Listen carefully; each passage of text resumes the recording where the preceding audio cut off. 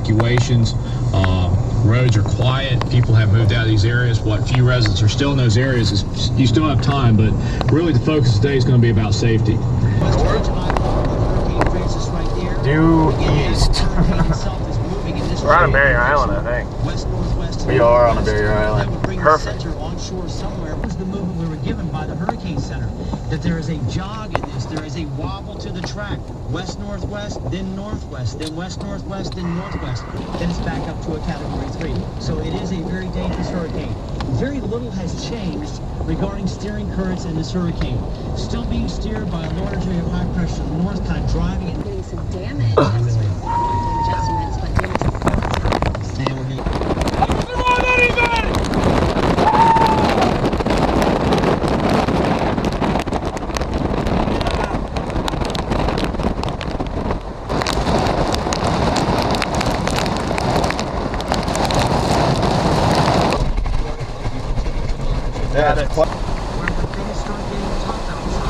We gotta make sure we get across that bridge again.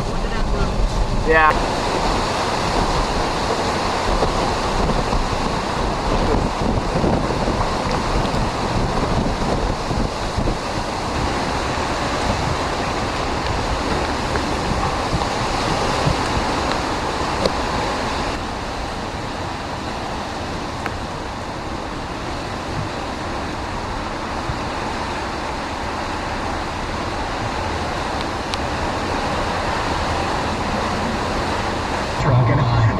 Obviously, I'm hoping it's just somebody's trying to get to their house. Otherwise, if you're trying to make a flower delivery, then that's employee of the year, man, right there.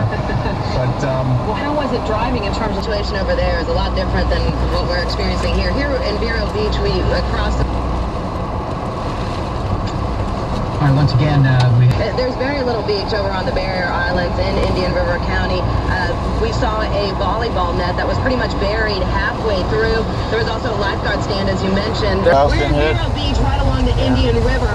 And if you take a look at the river, you can see that it is a lot choppier. We're also getting some waves coming up onto this platform where we're standing. The wind is... From Bryce and all the description you've heard from people who are out covering the storm, and also very, very heavy rains, anywhere from at rates of 1 to upwards of 4 inches an hour, depending where you are.